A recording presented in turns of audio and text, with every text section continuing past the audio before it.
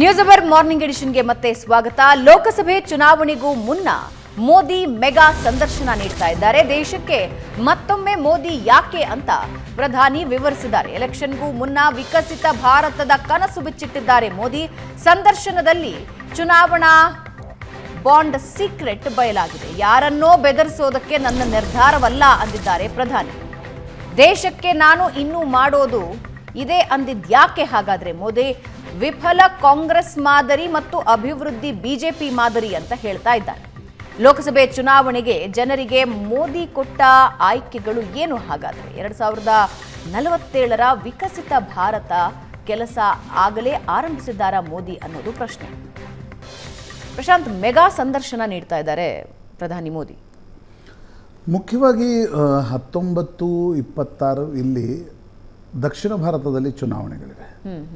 ಹೀಗಾಗಿ ದಕ್ಷಿಣ ಭಾರತದ ಮತದಾರರನ್ನು ತಲುಪುವ ನೆಟ್ವರ್ಕ್ಗಳಿಗೆ ನರೇಂದ್ರ ಮೋದಿ ಸಂದರ್ಶನ ಶುರು ಮಾಡಿದ್ದಾರೆ. ನಾವು ಮೊದಲು ಸಂದರ್ಶನ ನೋಡಿದ್ವಿ, ತಮಿಳಿನ ತಂತಿ ಟಿವಿಗೆ ಸಂದರ್ಶನ ಕೊಟ್ಟರು. ಈಗ ಎನ್ಐಗೆ ನರೇಂದ್ರ ಮೋದಿ ನಿನ್ನೆ ಸಂದರ್ಶನವನ್ನು ಕೊಟ್ಟಿದ್ದಾರೆ. ಸ್ಮಿತಾ ಪ್ರಕಾಶ್ ಜೊತೆಗಿನ ಸಂದರ್ಶನದಲ್ಲಿ ಅನೇಕ ವಿಷಯಗಳ ಚರ್ಚೆಗೆ ಬಂದಿವೆ. ಚುನಾವಣಾ ಬಾಂಡ್ ವಿಷಯ ಕೂಡ ಚರ್ಚೆಗೆ ಬಂದಾಗ ನರೇಂದ್ರ ಮೋದಿ ಹೇಳಿರ್ತಕ್ಕಂಥದ್ದು, ನಾವು ಭ್ರಷ್ಟಾಚಾರವನ್ನು ಲೀಗಲೈಸ್ ಮಾಡುವ ದೃಷ್ಟಿಯಿಂದ ಇದನ್ನು ತಂದ್ವಿ ಅಂತ ಅಲ್ಲ. ಅಂದರೆ ಅದನ್ನು ಯಾವುದೇ ಕಾರಣಕ್ಕೂ ಅದನ್ನು ಮಾಡಲ್ಲ. ಯಾಕೆ ತರಬೇಕಾಯಿತು ಅಂತಂದರೆ, ಚುನಾವಣೆಯಲ್ಲಿ ಇಲ್ಲಿಯವರೆಗೆ ಬ್ಲ್ಯಾಕ್ ಮನಿ ಬರ್ತಾಯಿತ್ತು, ಅದು ಬ್ಲ್ಯಾಕ್ನ ರೂಪದಲ್ಲೇ ಹಂಚಿಕೆ ಆಗ್ತಾಯಿತ್ತು. ಬಾಂಡ್ಗಳ ಮೂಲಕ ಅದನ್ನು ವೈಟ್ ಮನಿ ಮಾಡ್ತಕ್ಕಂಥ ಅವಕಾಶ. ವೈಟ್ ಮನಿ ಅಂತಂದರೆ ವೈಟ್ ಮನಿನೇ ರಾಜಕೀಯ ಪಕ್ಷಗಳು ಖರ್ಚು ಮಾಡಬೇಕು ಅಂತಕ್ಕಂಥದ್ದು ಶುರು ಆಗಬೇಕಾದ್ರೆ ಎಲ್ಲೋ ಒಂದು ಕಡೆ ಬಾಂಡ್ಗಳ ಅವಶ್ಯಕತೆ ಇತ್ತು. ಅದನ್ನು ಸುಪ್ರೀಂ ಕೋರ್ಟ್ ಸಬ್ಸಿಕ್ವೆಂಟ್ಲಿ ರದ್ದುಪಡಿಸಿದೆ ಅಂತಕ್ಕಂಥದ್ದನ್ನು ನರೇಂದ್ರ ಮೋದಿ ಹೇಳಿದ್ದಾರೆ. ಅಂದರೆ ಚುನಾವಣಾ ಬಾಂಡ್ಗಳ ಬಗ್ಗೆ, ಎಲೆಕ್ಟ್ರಲ್ ಬಾಂಡ್ಗಳ ಬಗ್ಗೆ ಸಾಕಷ್ಟು ಚರ್ಚೆಗಳಿದ್ವು. ಕಾಂಗ್ರೆಸ್ ಬಗ್ಗೆ ಕೂಡ ಸಾಕಷ್ಟು ಟೀಕೆ ಟಿಪ್ಪಣಿಗಳನ್ನು ನರೇಂದ್ರ ಮೋದಿ ಮಾಡಿದ್ದಾರೆ. ಮುಖ್ಯವಾಗಿ ತಮಿಳುನಾಡು ಮತ್ತು ಕೇರಳ. ಕರ್ನಾಟಕದ ಚುನಾವಣೆ 2ನೇ ಹಂತದಲ್ಲಿ ಬರುತ್ತೆ, 26ಕ್ಕೆ ಬರುತ್ತೆ.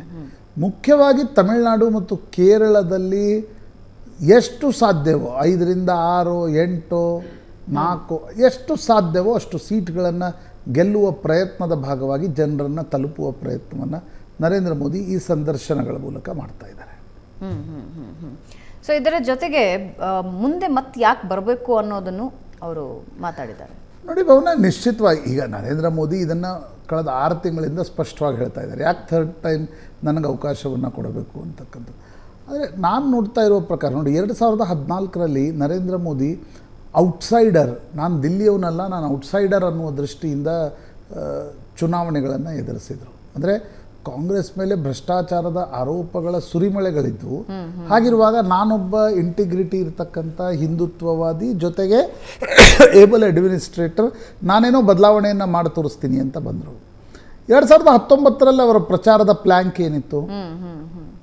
ಪುಲ್ವಾಮಾ ಅಟ್ಯಾಕ್, ನ್ಯಾಷನಲ್ ಸೆಕ್ಯೂರಿಟಿ, ಇವು ಚರ್ಚೆಗಳ ಮಧ್ಯೆ ಕೂಡ ನರೇಂದ್ರ ಮೋದಿ ಜನರಿಗೆ ಕೇಳ್ತಾ ಇದ್ರು, ಇಲ್ಲ ನೋಡಿ 5 ವರ್ಷ ಸಾಕಾಗಲ್ಲ, ಕಾಂಗ್ರೆಸ್ಗೆ ನೀವು 60-65 ವರ್ಷ ಕೊಟ್ಟಿದ್ದೀರಿ, ಇನ್ನೊಂದು 5 ವರ್ಷ ಕೊಟ್ಟರೆ ನಾನು ಇನ್ನಷ್ಟು ಕೆಲಸಗಳನ್ನು ಮಾಡಿ ತೋರಿಸಬಲ್ಲೆ ಅಂತಕ್ಕಂಥದ್ದು. ಟು ಹಿಸ್ ಕ್ರೆಡಿಟ್ ಅನೇಕ ಕೆಲಸಗಳು ಕೂಡ ಆಗಿವೆ. 3ನೇ ಟರ್ಮಲ್ಲಿ ನನಗನ್ಸುತ್ತೆ ನರೇಂದ್ರ ಮೋದಿಯವ್ರಿಗೂ ಕೂಡ ಚೆನ್ನಾಗಿ ಗೊತ್ತಿದೆ, ಟೀನಾ ಫ್ಯಾಕ್ಟರ್ ಬಗ್ಗೆ ನರೇಂದ್ರ ಮೋದಿಯವರ ಗೊತ್ತಿದೆ. ಸರಿಯಪ್ಪ, ನಾನು ಇದ್ದೀನಿ, ನನ್ನ ಎದುರುಗಡೆ ಯಾರಿದ್ದೀರಿ? ವಿಪಕ್ಷಗಳಲ್ಲಿ ನಾಯಕತ್ವ ಉಂಟಾ? ಅವರು ಈ ಸಲ ನೋಡಿ, ಮೋದಿ ಕಿ ಗ್ಯಾರಂಟಿ ಹೇ ಅನ್ನೋದನ್ನು ಜಾಸ್ತಿ ಹೇಳ್ತಾ ಇರ್ತಕ್ಕಂಥದ್ದು ಕಾರಣನೇ ಮೋದಿ ಬಿಟ್ಟರೆ ಎದುರುಗಡೆ ಯಾರೂ ಇಲ್ಲ ಅನ್ನೋದನ್ನು ಇನ್ನಷ್ಟು ಮತದಾರನ ಮಸ್ತಿಷ್ಕದಲ್ಲಿ ಅಚ್ಚೊತ್ತಲಿಕ್ಕೆ ಅಂತ ನನಗನ್ಸುತ್ತೆ. And it is helping him and it is bringing him more votes in States like Tamil Nadu and Kerala. ಇದ್ರ ಜೊತೆಗೆ ಮಾಧ್ಯಮಗಳ ಜೊತೆ ಮಾತಾಡಲ್ಲ ಅನ್ನೋದು ಪ್ರತಿಪಕ್ಷಗಳ ಒಂದು ಆರೋಪನೂ ಆಗಿತ್ತು. ಈ ಸಂದರ್ಶನ ಆರೋಪನ ಕಮ್ಮಿ ಮಾಡುತ್ತಾ? ನೋಡಿ, ಎಲ್ಲ ಚುನಾವಣೆಗಳಲ್ಲೂ ನರೇಂದ್ರ ಮೋದಿ ಸಂದರ್ಶನವನ್ನು ಕೊಟ್ಟಿದ್ದಾರೆ. ನಾನೊಬ್ಬ ಸ್ವತಃ ಪತ್ರಕರ್ತನಾಗ ನನಗೆ ಅನಿಸ್ತಿರ್ತಕ್ಕಂಥದ್ದು, ಪತ್ರಿಕಾಗೋಷ್ಠಿಯನ್ನು ಇದು ಒಂದು ವಾಡಿಕೆ ಇತ್ತು. ಪಂಡಿತ್ ನೆಹರು ಅವರ ಕಾಲದಿಂದಲೂ ಇತ್ತು. ಪ್ರಧಾನಮಂತ್ರಿಗಳು ವರ್ಷಕ್ಕೊಮ್ಮೆ ಪತ್ರಿಕಾಗೋಷ್ಠಿಯನ್ನು ನಡೆಸಿ ಓಪನ್ ಹೌಸ್ ಮಾಡಬೇಕು, ಎಲ್ಲ ಪತ್ರಕರ್ತರ ಪ್ರಶ್ನೆಗಳಿಗೆ ಉತ್ತರವನ್ನು ಕೊಡಬೇಕು ಅಂತಕ್ಕಂಥದ್ದು. ನರೇಂದ್ರ ಮೋದಿ ಅವರನ್ನು ಮಾಡ್ತಾ ಇಲ್ಲ. ಮಾಡಿದರೆ ಒಳ್ಳೆಯದು, ಮಾಡಿದರೆ ಇನ್ನೂ ಒಳ್ಳೆಯದು. ಆದರೆ ಚುನಾವಣಾ ಸಂದರ್ಭದಲ್ಲಿ ಇಂಟರ್ವ್ಯೂಗಳನ್ನು ಕೊಡ್ತಾ ಇದ್ದಾರೆ. ಈಗ ಸ್ಮಿತಾ ಪ್ರಕಾಶ್ ಅಂತ ಒಬ್ಬ ನುರಿತ ಪತ್ರಕರ್ತೆಯ ಪ್ರಶ್ನೆಗಳಿಗೂ ಉತ್ತರ ಕೊಡ್ತಾ ಇದ್ದಾರೆ. ನಾಳೆ ಎಲ್ಲ ಬಹುತೇಕ ಚಾನೆಲ್ಗಳಿಗೆ ಅವರ ಸಂದರ್ಶನ ಸಿಗಲಿದೆ. ಅಲ್ಲಿ ಮುಕ್ತ ಪ್ರಶ್ನೆಗಳಿಗೆ ಅವಕಾಶ ಇದ್ದೇ ಇರುತ್ತೆ. ಈಗ ಚುನಾವಣಾ ಬಾಂಡ್ ಪ್ರಶ್ನೆ ಬರೋದೇ ಇಲ್ಲ ಅಂತಕ್ಕಂಥ ರೀತಿಯಲ್ಲಿ ಕೆಲವರು ಮಾತನಾಡ್ತಾ ಇದ್ರು. ಆದರೆ ನರೇಂದ್ರ ಮೋದಿ ಆ ಪ್ರಶ್ನೆಗೂ ಉತ್ತರ ಕೊಡುತ್ತೆ. ನೋಡಿ, ಇವತ್ತಿನ ಕಾಲದಲ್ಲಿ ನೀವು ನರೇಟಿವ್ಗಳನ್ನು ಫಿಕ್ಸ್ ಮಾಡುವ ಭರದಲ್ಲಿ ಯಾವುದನ್ನು ಶ್ರಗ್ ಆಫ್ ಮಾಡೋಕ್ಕಾಗಲ್ಲ. You have to answer every questions. ಈಗ ಪತ್ರಿಕಾಗೋಷ್ಠಿ ನಡೆಸಬೇಕಾ, ಸಂದರ್ಶನ ಕೊಡಬೇಕಾ ಅಂತಕ್ಕಂಥದ್ದು ದ್ಯಾಟ್ ಇಸ್ ಹಿಸ್ ಪ್ರಿಯೋಗೇಟಿವ್. ನನಗೆ ಪತ್ರಕರ್ತನ ಕೇಳಿದರೆ ಒಂದು ಓಪನ್ ಹೌಸ್ ಕೂಡ ವರ್ಷಕ್ಕೊಮ್ಮೆ ನಡೆದ್ರೆ ಅನೇಕ ಪತ್ರಕರ್ತರಿಗೆ ಪ್ರಶ್ನೆ ಕೇಳುವ ಅವಕಾಶ ಪ್ರಧಾನಮಂತ್ರಿಗೆ ಸಿಗುತ್ತೆ.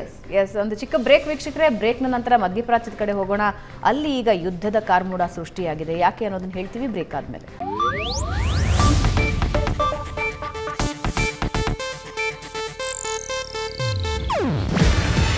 ಇದು ಏಷ್ಯಾನೆಟ್ ನ್ಯೂಸ್ ನೆಟ್ವರ್ಕ್ ಪ್ರಸ್ತುತಿ.